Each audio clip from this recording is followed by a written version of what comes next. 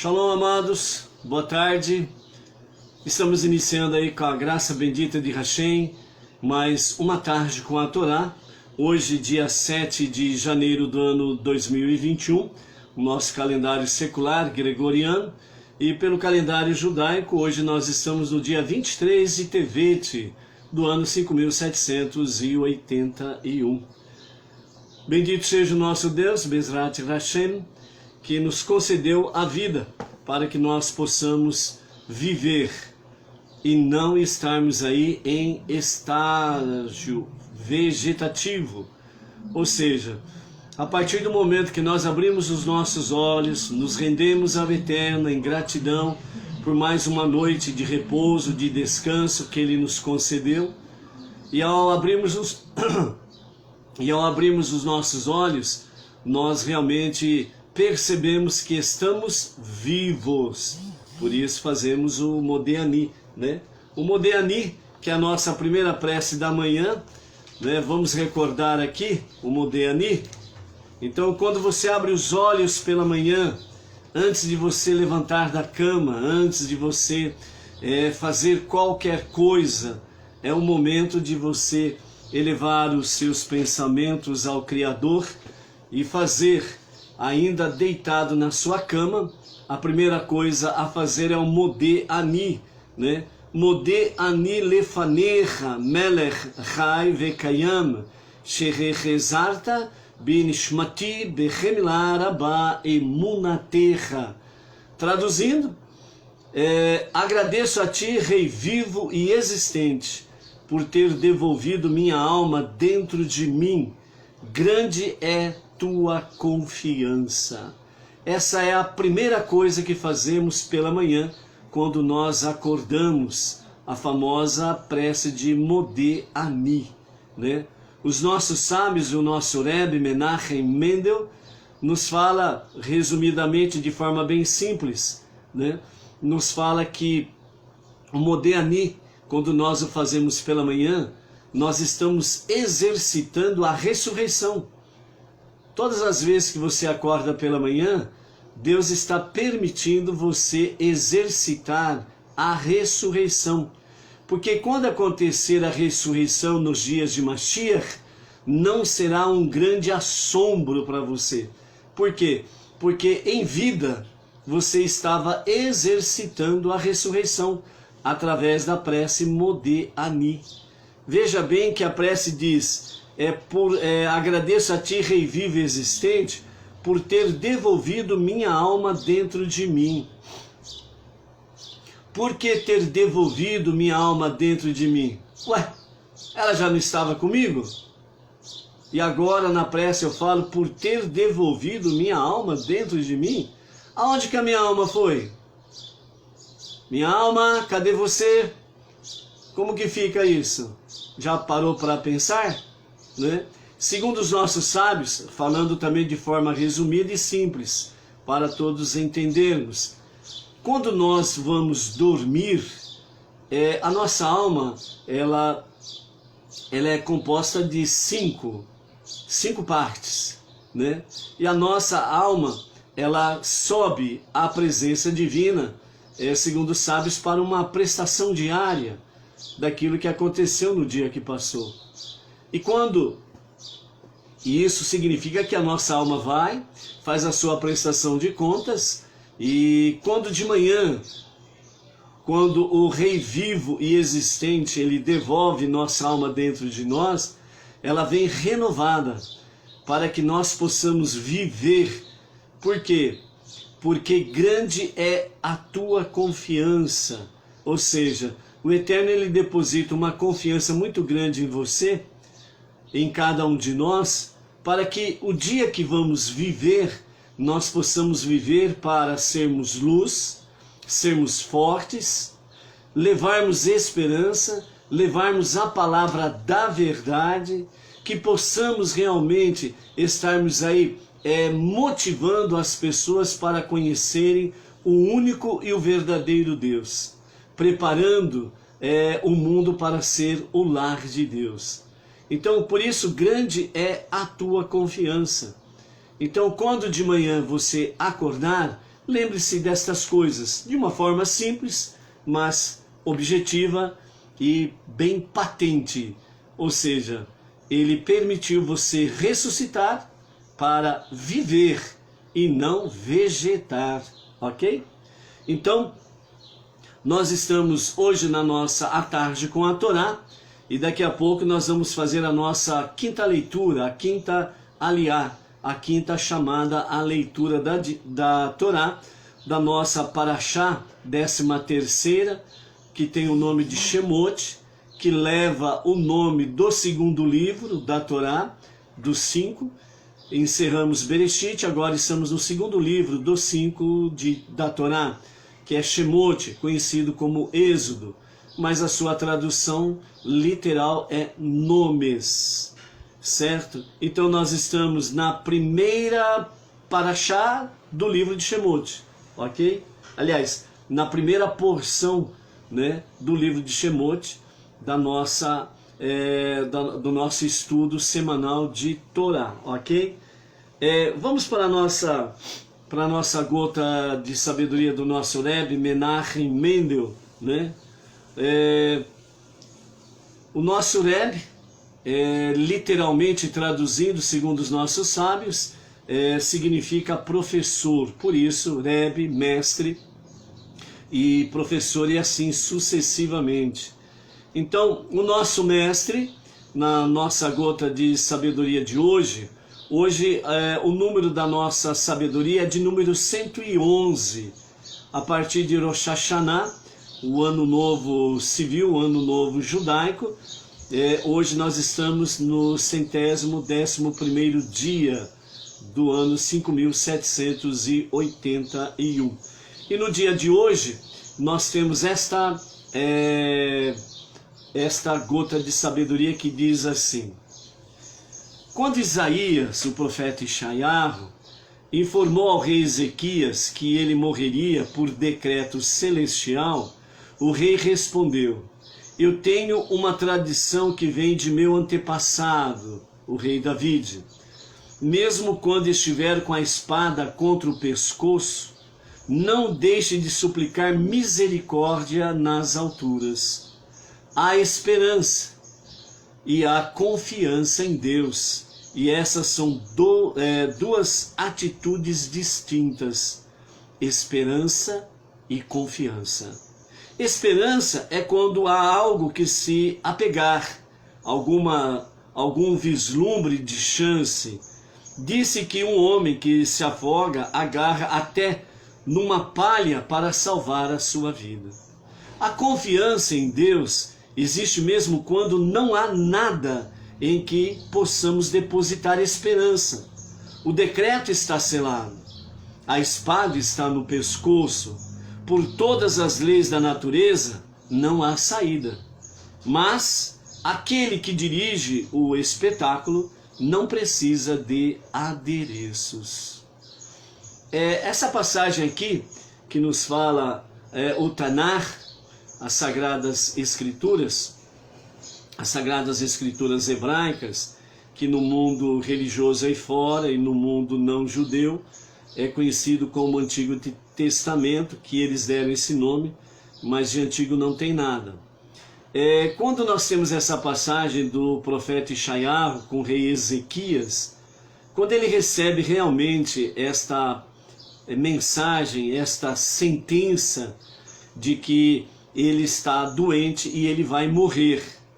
Então, ele responde ao profeta dizendo: há uma tradição que eu recebi do meu antepassado, o rei David, onde eu aprendi com ele que, mesmo que a espada esteja contra o pescoço, não deixe de suplicar misericórdia nas alturas, ou a misericórdia das alturas. Confiança aos céus, confiança naquele que é um e único, indivisível e incorpóreo. Então ele diz que, segundo o nosso Rebbe, a esperança e a confiança em Deus.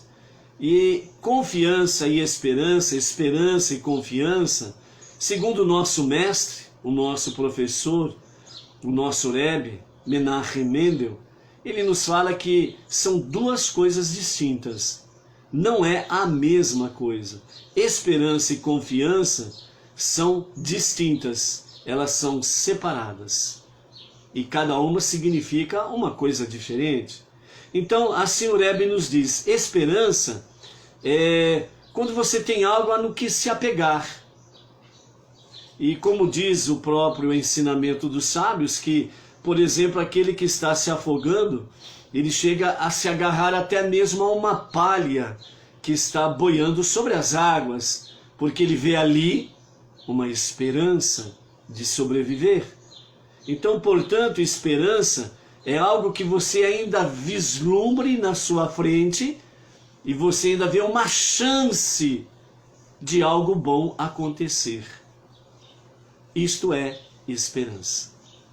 Confiança, o nosso Rebbe diz que é algo bem distinto, bem diferente. Então, o nosso Rebbe nos ensina que a confiança em Deus existe mesmo quando não há nada em que possamos depositar esperança.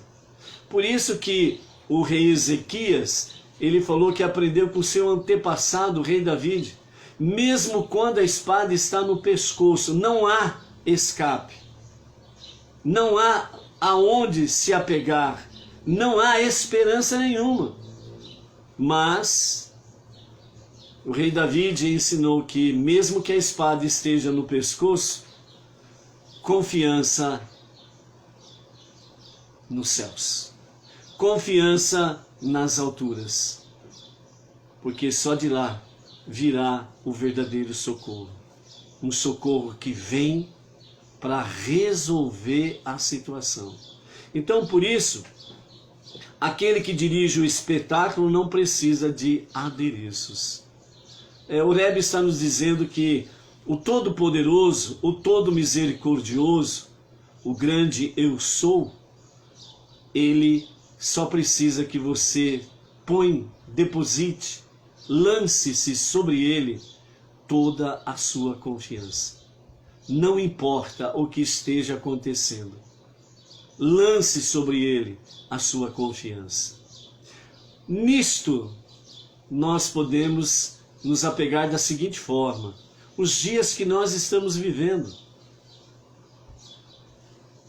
Os dias que nós estamos vivendo diante desse pandemônio que se espalhou nos quadrantes da Terra, uma grande parte de pessoas estão depositando confiança no medicamento X, que chamam de vacina. Sendo que os próprios laboratórios dizem que não se responsabilizam pelos efeitos colaterais. Significa que existem efeitos colaterais. Então aquele famoso ditado que nós compreendemos muito bem diz, né? Se ficar, o bicho come, se correr, o bicho pega. Não é isso? Então, aí as pessoas ficam colocando esperança nesta palha que está sobre as águas, como se isso fosse resolver todos os seus problemas. Sendo que os fornecedores, os laboratórios, não garantem nada. Por isso que eles colocam lá no contrato, na sua bula e no seu contrato, para os compradores de todas as nações: não nos responsabilizamos pelos efeitos colaterais. Eles dão a palha, as pessoas se lançam sobre esta esperança. Aconteça o que aconteceu, o problema não é nosso. Se vire com o seu governo, que está comprando e está te dando. Ok? Isto é esperança. As pessoas estão se apegando a esta palha. E quando se apega, a esperança se apega em alguma coisa nesse sentido, então você não precisa de Deus, porque você tem, entre aspas, uma tábua de salvação. A confiança é diferente. A confiança, você não se apega a uma palha. Você não se agarra a uma tábua de salvação, entre aspas, para resolver a situação. Confiança é diferente. Você não tem absolutamente nada no que se apegar. Você precisa apenas confiar em Deus. Confiar que Ele vai te proteger, que Ele vai te guardar. Mesmo que chegue alguma praga à tua tenda, você vai confiar que Ele não vai permitir que a sua vida seja ceifada. Isso é confiança. É quando você olha e não vê escape. É quando você olha e você vê simplesmente assim: ou eu confio absolutamente em Deus, ou eu vou morrer. O rei Ezequias, ele foi bem categórico na sua resposta ao profeta. E no seu leito de enfermidade, ele virou-se para a parede. Lembra de Iacove, quando ele virou-se na sua cama? Ele não virou-se no sentido exato de parede, parede. Assim como o rei Ezequias também não virou-se para a parede, parede. Mas como os nossos sábios dizem, na cabeceira de todo enfermo está a Shekhinah, a presença divina. Como Iacove também virou-se para a cabeceira de sua cama, o rei Ezequias também virou-se para a cabeceira da sua cama, onde a Shekhinah, a presença divina, estava. E ali, ele lançou toda a sua confiança no seu pedido para Deus. E Deus ouviu, como dizem os nossos sábios, aquele que está em tribulações, em atribulações, aquele que está padecendo esta ou aquela adversidade, esta ou aquela enfermidade, quando ele se lança na presença do Todo-Poderoso para fazer a sua prece, é a prece mais elevada que existe. Porque o necessitado, ele lança toda a sua confiança em Deus. Só Ele é a minha confiança. Só Ele é a resposta para a minha situação. E quando o rei Ezequias assim o fez, Deus ouviu, atendeu o seu pedido, curou-o da sua enfermidade e ele teve mais 15 anos de vida pela frente. Então, esperança e confiança são duas atitudes distintas. Significa que você precisa tomar a definição. Você vai lançar esperança ou confiança? Esperança é quando você tem algo pela frente no sentido de se apegar. Então você deposita naquela questão a sua confiança. Aliás, a sua esperança. A confiança é o contrário. É como se você estivesse num beco sem saída e você olha e não vê saída para lugar nenhum. E só há uma saída. Elevo os meus olhos para os montes, de onde virá a minha ajuda? A minha ajuda virá daquele que criou os céus e a terra e tudo o que existe. Ele é que guardará a minha saída e a minha entrada, desde agora e para sempre. Então isso é confiança. Então, aonde está a tua confiança? Qual é a tua esperança? Você precisa definir. Por isso que a sabedoria judaica, ela traz para nós realmente fatos para que nós possamos conhecer. E a partir de agora você sabe a diferença entre esperança e confiança.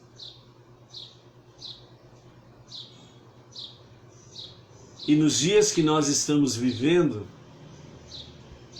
nos apegarmos a alguma coisa que vem do mundo físico e secular está cada vez mais difícil. Quando você pensa que vai ser estabelecida a justiça, você se depara com a injustiça. Quando você pensa que as coisas poderão dar certo, de repente tudo está errado.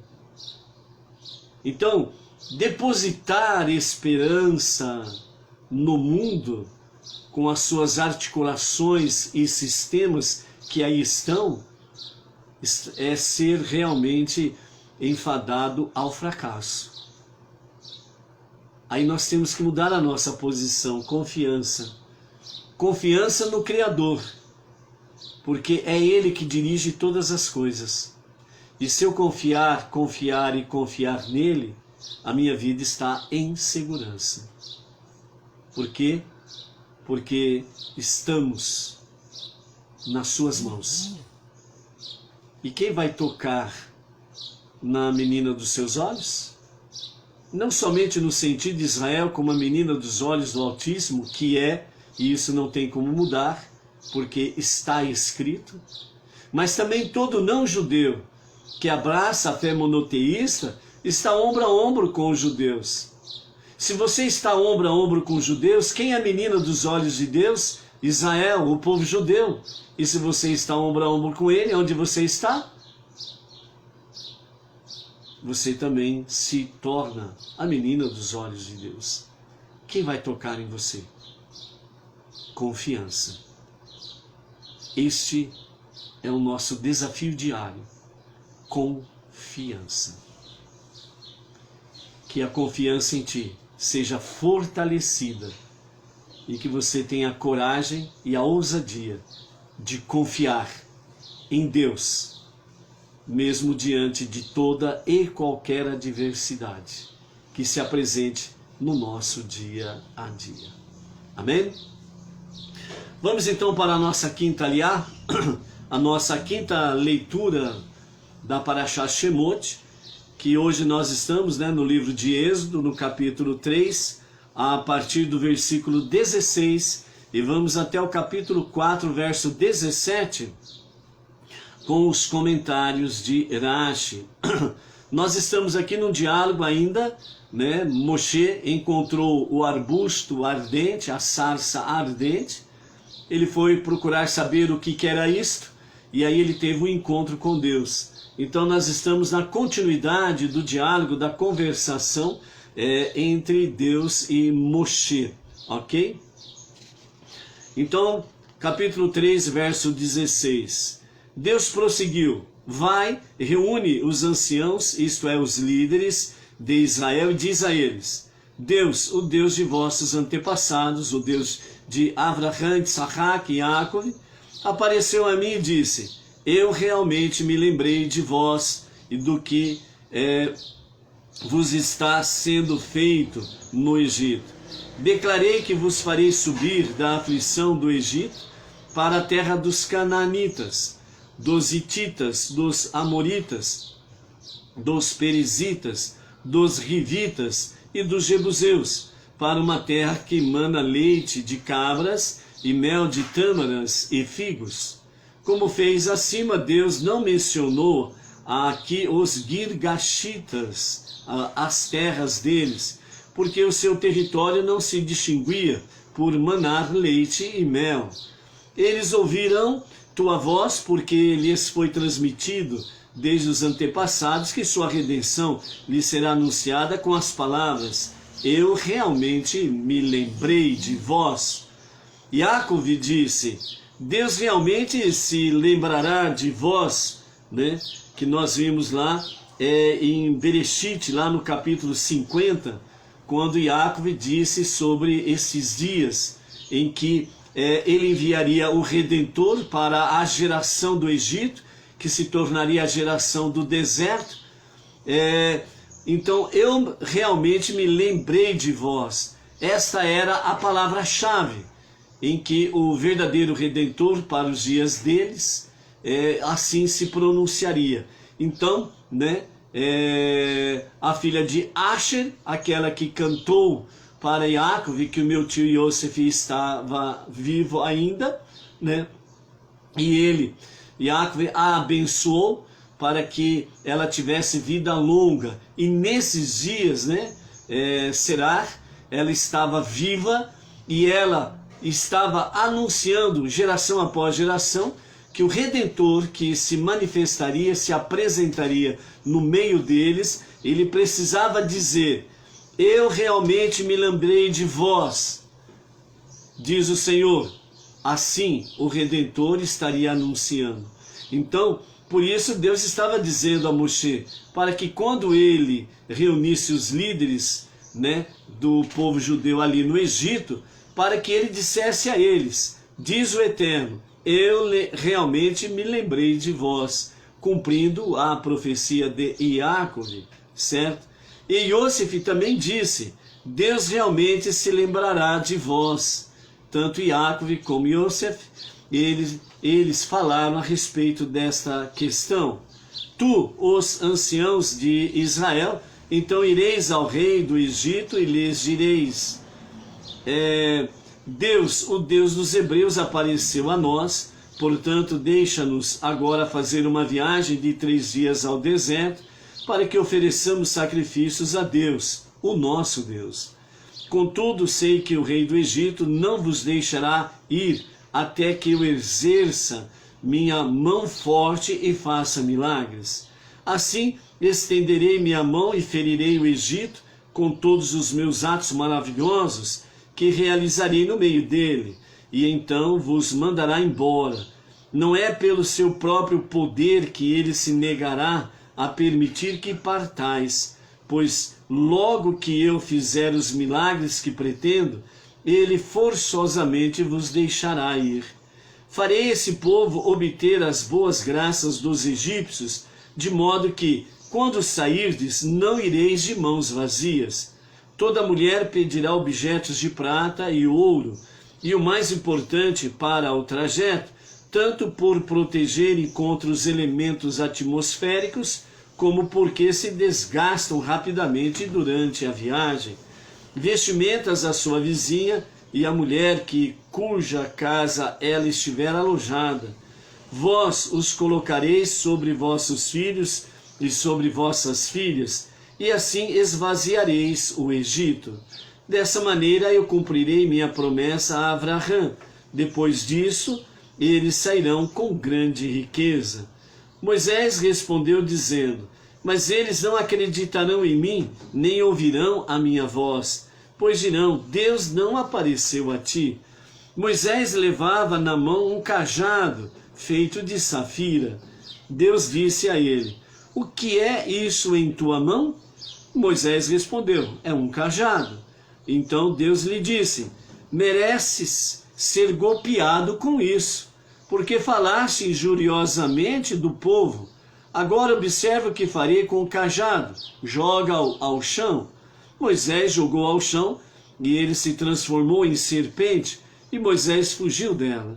Deus transformou o cajado em serpente, a fim de mostrar a Moshe que ele difamara o povo judeu, assim como a serpente primordial falara mal de Deus lá no Gan Éden, chamando-o de ciumento.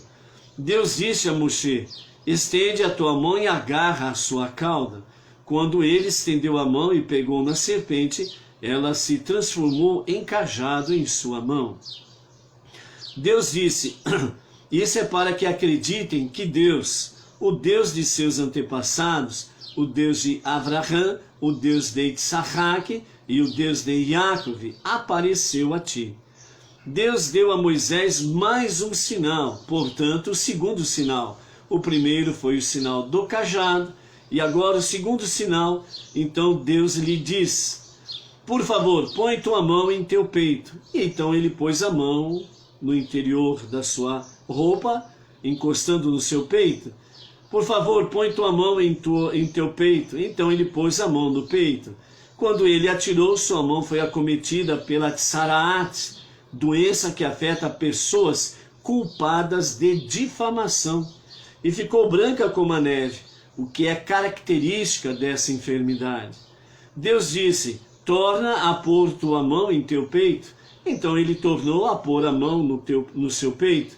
Quando a tirou de seu peito, ela já readquirira a aparência de sua pele, diferentemente da primeira vez, quando a mão só ficou enferma, depois que ele a tirou do peito. Deus aí mostrou a Moshe que sua bondade é mais rápida que o seu castigo, e que a redenção do Egito ocorreria mais velozmente do que a escravização. Deus lhe disse: se eles não acreditarem em ti e não derem atenção ao primeiro sinal milagroso, isto é, a transformação de teu cajado em serpente, então acreditarão no segundo sinal, isso é, o teu castigo por difamá-los, pois eles viram em incidente envolvendo Faraó e Avimelech que os que tentam prejudicá-los são punidos com doenças. Os casos lá dos reis, né, que levaram Sara, aprisionaram Sara por causa da sua beleza, né, Rívica por causa da sua beleza, né, foram acometidos de doenças. Verso 9: e se não acreditarem nem mesmo nesses dois sinais, e ainda não derem atenção à tua voz, então pegarás água do Nilo, e a derramarás em solo seco. A água que pegarás do Nilo se transformará em sangue, quando for derramado no solo seco. Esse sinal indicará que a primeira praga que infligirei aos egípcios será dirigida contra o seu objeto de idolatria, o rio Nilo. Né? Então nós vemos aqui até o verso 9, né? do capítulo 4, do verso 2 até o verso 9, Deus ele dá a Moshe 3 sinais: o cajado, a mão que se transforma em tsaraat, né? Que é uma doença que afeta pessoas, né? Afetava pessoas pela difamação, né? Essa doença ela não é mais existente, né? Já pensou se tsaraat fosse ainda presente nos dias de hoje, né? Será que o mundo viraria um tsaraat? Né? Que é aquela doença que faz com que a pessoa torne a sua pele branca, branca, branca, branca, branca, como a neve, né? Será que a maior parte da população estaria com tsaraat? Mas de qualquer forma, nós temos que tomar muita atenção com a Lashon Hará, a língua maldita, né? A fofoca, o disque-disque, o falar mal dos outros, né, difamação, e por aí afora vai. Então precisamos tomar cuidado com isso daí. Nós não podemos cair, né, na roda dos escarnecedores. Nós temos que nos apartarmos realmente da roda dos escarnecedores, ok? E o terceiro sinal que o Eterno dá a Moshe, fala para ele, quando ele estiver no Egito, ele vai pegar da água do Nilo e vai derramar em solo seco, vai se transformar em sangue e vai afetar tanto o rio Nilo como todas as nascentes, né? Que vai ser a primeira praga que acontecerá no futuro no Egito. Então esses são os 3 sinais. A partir do versículo 10, nós temos a seguinte questão: Deus tentou convencer Moisés durante uma semana inteira a concordar em tirar o povo do Egito, mas Moisés relutava em assumir qualquer posição superior à de seu irmão mais velho, Arão. Ou seja, aquele encontro com o arbusto ardente foram 7 dias. Não foi um encontro, simples encontro, patati patatá e pronto. E Moisés foi embora e pé na estrada e foi para o Egito. Não. Foi um diálogo de 7 dias. Foi uma discussão de 7 dias. E dia e noite. Não teve folga para dormir, não. Não teve folga para beber água, não. Não teve folga para sombra e água fresca, não. Foram 7 dias interruptos, dia e noite, 7 dias. E Moisés só pulando fora, né? No bom sentido aí, né? E uma das características principais dessa questão dele não concordar era pelo zelo que ele tinha pelo seu irmão mais velho, né? Arão, que ele era o seu irmão mais velho, portanto ele era o primogênito. Então esse direito cabia a ele, a Arão, e não a Moisés, que era mais novo, né? Então, aqui nós vemos num sentido aqui sobre questão família, né? O quanto que os irmãos devem respeitar um ao outro. Então os irmãos devem se amar, um amor fraternal, real e verdadeiro, certo? E então isso daqui é uma das grandes lições que nós aprendemos com Moisés com referência a Arão. Uma outra coisa que nós queremos aqui antes de continuarmos, né, porque vamos entrar numa outra dimensão desse diálogo aqui. No início aqui nós temos sobre a questão, né, do Redentor se revelar, né? Eu realmente me lembrei de vós, dirá o Redentor, o verdadeiro Redentor dirá isso.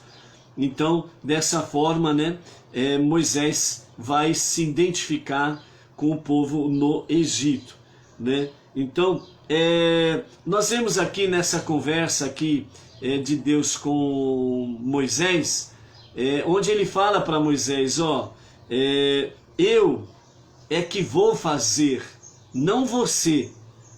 Porque Moisés perguntou lá atrás na aliá de ontem, né? Como que eu vou, né, tirar o povo do Egito? Então, Deus está respondendo para ele, você não vai tirar o povo do Egito pelas suas forças. É eu que vou agir. É a minha mão forte que vai agir. Você vai ser o meu mensageiro. Você vai ser o meu porta-voz. Você vai ser o meu emissário. Você vai ser o meu alto-falante. Mas quem vai operar os milagres e as maravilhas, diz Deus, sou eu e não você. E nós vamos, na medida que vamos adentrando ao Êxodo, né? Ou melhor, antes do Êxodo, à medida que nós vamos adentrando a apresentação de Moisés diante do povo, a escravidão que vai se tornando mais forte, depois temos as 10 pragas, etc. e tal. Então nós vamos adentrando mais nesses detalhes, em que Deus disse aqui para Moshe, é eu que vou fazer.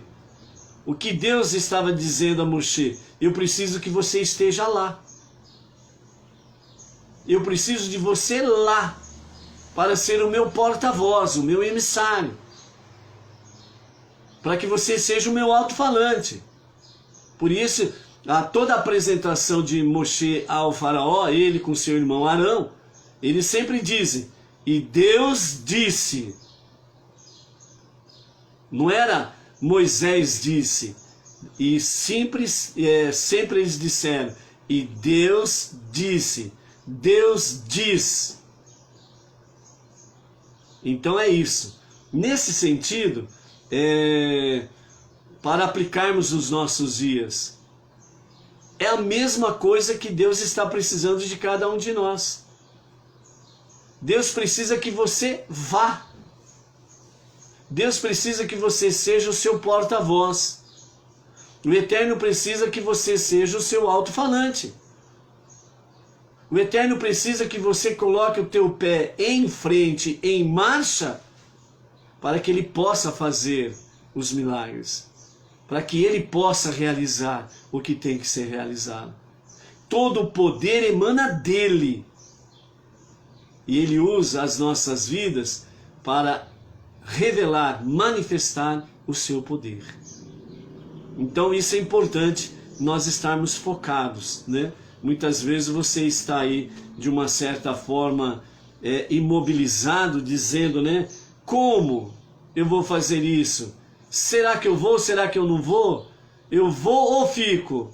Deus precisa que você vá e não que você fique. Isso significa que você põe em cumprimento as suas ordenanças, para que através da sua vida Ele possa manifestar a sua glória, ok? Então, a partir do verso 10, capítulo 4, verso 10, Deus tentou convencer Moisés durante uma semana inteira a concordar em tirar o povo do Egito, mas Moisés relutava em assumir qualquer posição superior à de seu irmão mais velho, Arão. Moisés disse a Deus: rogo-te, ó Deus, não sou homem de palavras, não de ontem, nem de anteontem, nem desde que falaste a teu servo pela primeira vez, há uma semana, pois gaguejo e não sou ágil com a língua. E Deus disse-lhe: quem dá boca ao homem? Eu te dei quando te habilitei a defender-te em teu julgamento pela morte do egípcio.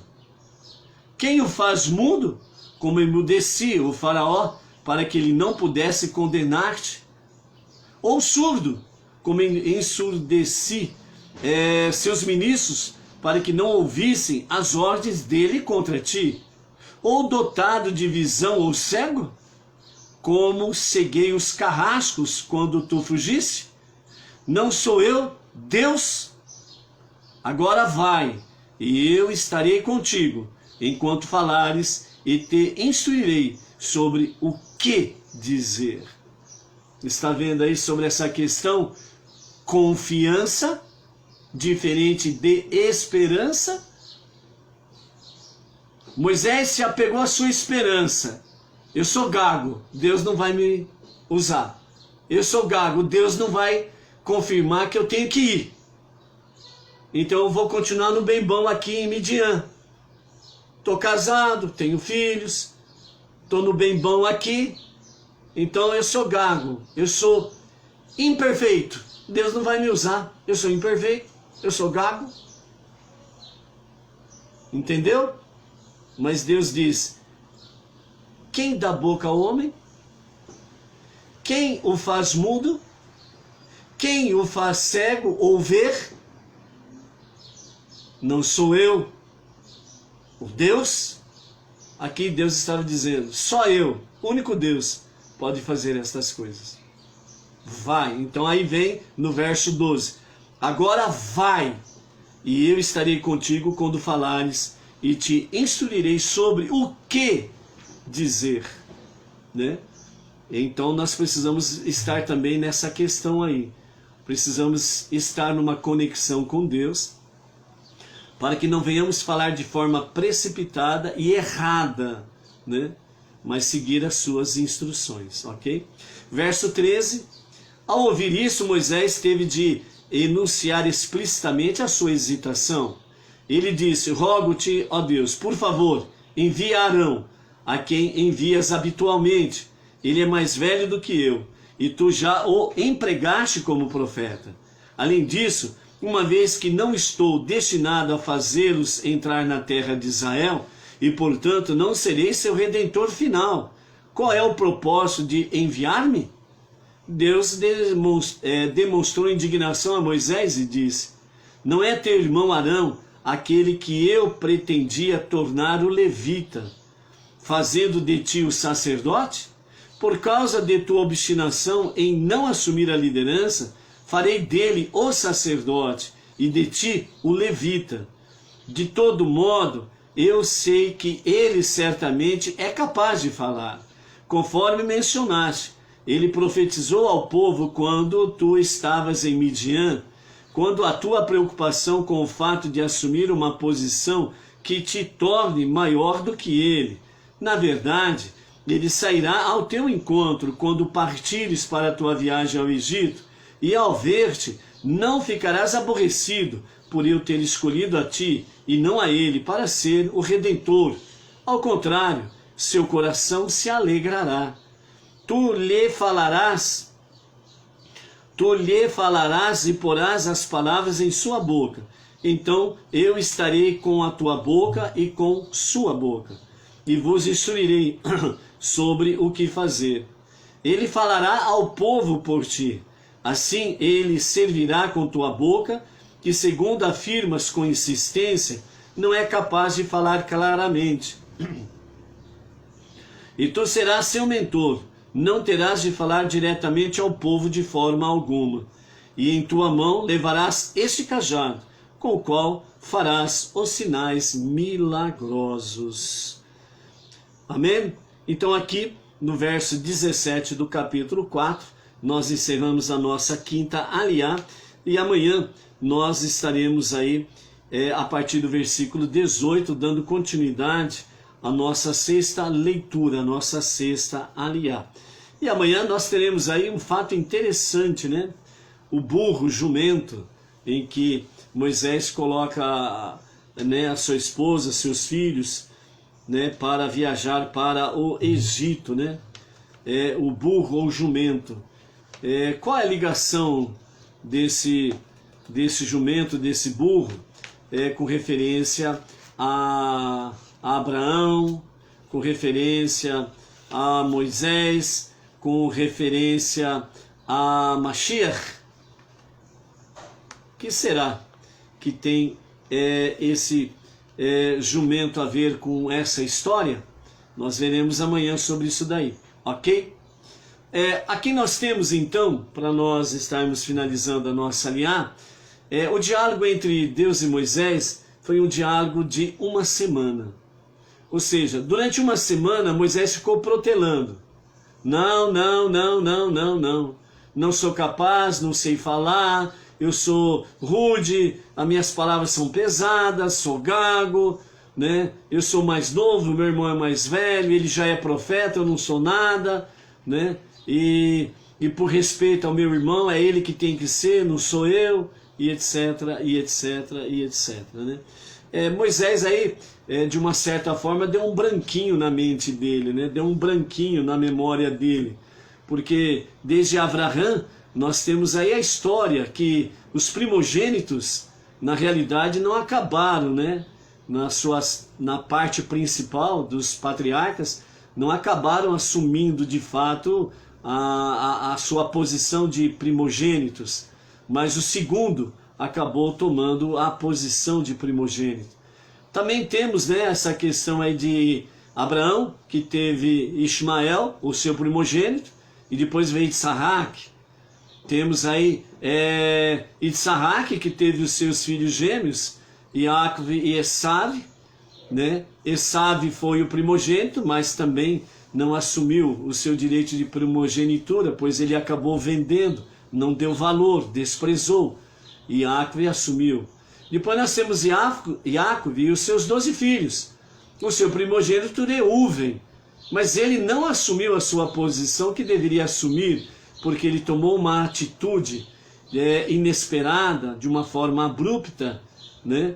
E por isso ele acabou perdendo, ao afrontar o seu pai, ele acabou perdendo o seu direito de primogenitura. Ela foi para Levi, o quarto, e foi para Iosef, né? Esse direito. Então nós vemos aí que momentaneamente parece que houve um branco na memória de Moshe, e dessa forma ele esqueceu desses detalhes dos nossos antepassados.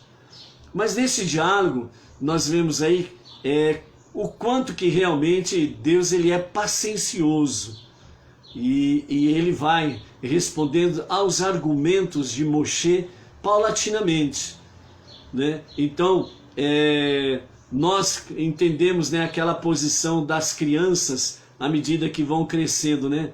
Por quê? Nós vamos respondendo até um certo limite.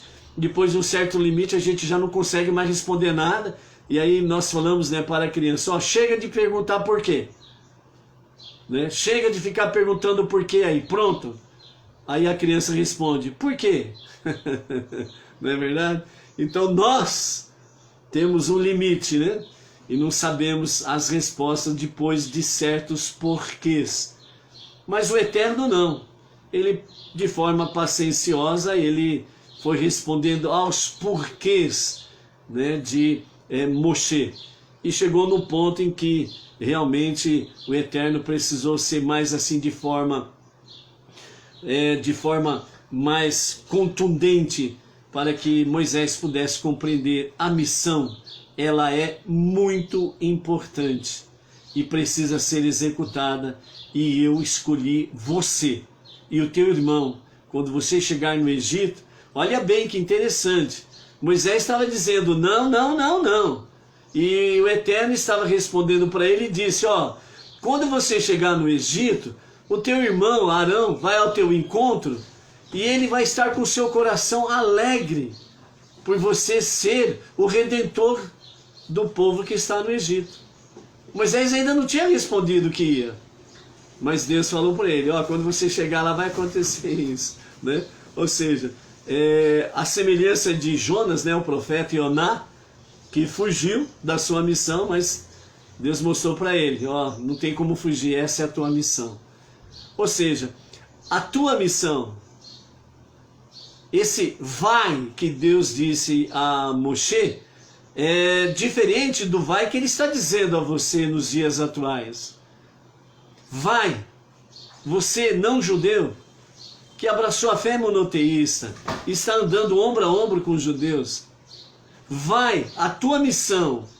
Eu confiei a ti uma missão. E você precisa cumprir. Ah, mas eu não sei o que, não sei o que, não sei o que lá. Mas sempre volta a palavra de Deus para você. Vai e execute. E você se encontra assim, puxa vida, eu falo para Deus que esse negócio não é meu.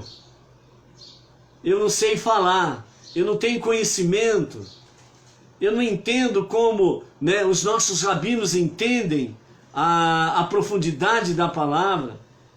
Eu não entendo como certos emissários por aí entendem. Eu sou, né, eu não entendo. Eu sou apenas um pó. Eu sou apenas um grão de areia nessa história. Mas é exatamente isso que o Eterno está precisando, desse grão de areia que é você, que sou eu, que somos cada um de nós. Quando nós somamos os grãos de areia, nós formamos tijolos. E quando nós formamos tijolos, um tijolo vai ser sendo sobreposto sobre o outro, lado a lado e sobreposto, lado a lado e sobreposto. E isso vai se transformando em uma grande e maravilhosa obra que nós vamos executando no nosso dia a dia. Ou seja, na seara do Eterno, não existe ninguém insignificante. Todos nós somos substituíveis, mas nós não somos insignificantes. Todos nós somos importantes para a jornada monoteísta nos nossos dias. Seja qual for a forma que Deus mostra para você, como que você pode ser útil realmente nesta obra que nós precisamos realizar nos nossos dias, trazer o conhecimento da unidade e da unicidade de Hashem, o monoteísmo, ombro a ombro com os judeus. Cada um de nós temos realmente o que fazer, como fazer, juntos. De fato, nós podemos fazer grandes e maravilhosas coisas. Como disse o nosso Rebbe nesses dias atrás, juntos nós podemos fazer grandes milagres. Por que grandes milagres? Porque individualmente nós podemos operar milagres. Juntos podemos operar grandes milagres. Depende de cada um de nós no sentido de realmente abraçar a causa e nos envolvermos cada vez mais nesta obra que o Eterno tem nos confiado. Ok? Em especial quero pedir e solicitar a vocês, né, que nós estamos aqui em Bauru procurando um imóvel amplo para que nós possamos estar montando a nossa sede regional, Bauru e região, e também continuarmos com cada vez mais, né, com as nossas lives que o Eterno tem nos dado para o fazer. Peça a cada um, né, as suas preces para que realmente o Eterno possa abrir as portas para que nós possamos aí de uma forma milagrosa conquistarmos isso daí. Estamos fazendo um fundo financeiro, várias pessoas estão contribuindo segundo, né, aquilo que está proposto com alegria aos corações, de forma voluntariosa, independente de valores, mas de grão em grão, como diz o ditado, a galinha enche o papo, né? E estamos aí fazendo um fundo para que nós possamos e acreditamos que para breve tenhamos esse móvel aí, né, com esse negócio do calendário secular, festividade de fim de ano, pandemia e outras coisas aí, né, concernentes a isso, né, fechamento de ano fiscal, né, início de ano novo fiscal, aquelas coisas todas que vocês sabem, acaba prejudicando de fato a realização disso daí. Mas, né, já estamos aí no ano secular e no mês secular de janeiro, então agora as coisas poderão fluir de forma melhor. Então que a nossa confiança esteja realmente no Eterno, para que Ele possa nos conceder realmente respostas às nossas preces, né? E assim nós possamos, de uma forma mais profícua, mais elevada, termos aí um imóvel onde nós podemos ter um local físico, material, para que seja um ponto de referência onde as pessoas possam atender o chamado, reunir conosco nos estudos, nas reuniões, nas festividades que nós temos pelo nosso calendário principal, o calendário judaico. Conto com as vossas preces e algo mais fica a critério de cada um. Até amanhã, às 14 horas, em A Tarde com a Torá. Shalom!